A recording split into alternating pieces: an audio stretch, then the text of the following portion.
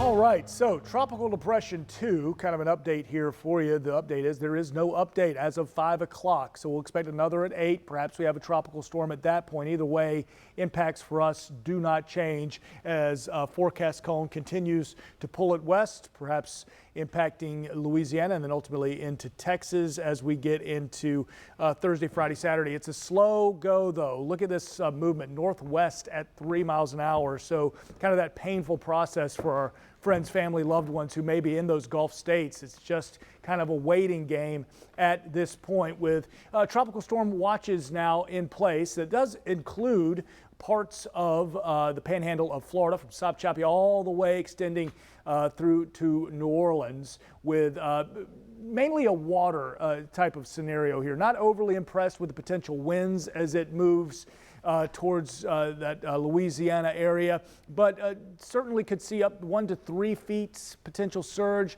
for the Big Bend and parts of the coast of the panhandle of Florida. That would be just slightly higher normals than high tides, some nuisance flooding, potentially full marshes and water up higher up along the beaches. But where we have that up to 6-foot surge potential from Mobile, Biloxi, and over in New Orleans and Grand Isle, that's a little more serious scenario there. So watching for us these bands of rain now.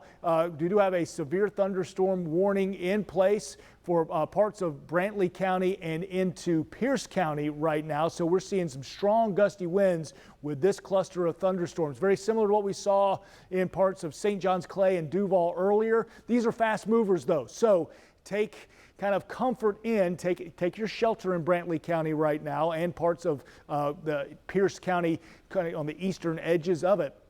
But these are moving at 30 miles an hour, so at a very fast clip to the north. Very, very strong gusty winds with this. Another system of thunderstorms now with these bands all racing to the north, kind of going to be impacting Palm Coast here very shortly, but mainly around our first coast. Things kind of coming to an exhale for some of those stronger storms that we saw today. And we'll have another opportunity to get some of those stronger showers again tomorrow. Maybe fewer of us seeing them, but still have that potential for one more day. Taking those temperatures down, say for Brunswick and St. Simon, still in those low 90s. A lot of us seeing the upper 70s. 106 your real feel temperature in Glenn County right now. 105 they're out on the island. Otherwise, where the rain has fallen, we've gotten some improvements. For your Tuesday, 95 degrees, very hot, very humid. 3 to 8 is that storm window we'll watch. So kind of watching Tuesday afternoon, that banding coming through yet again. So we'll watch the 95 corridor as that system on modeling continues its move to the west. So for Tuesday, 40% of us seeing a shower and a thunderstorm. Hot and humid for Wednesday, Thursday as we drop those storm chances. Then yes, another weekend where we have to talk about rain chances.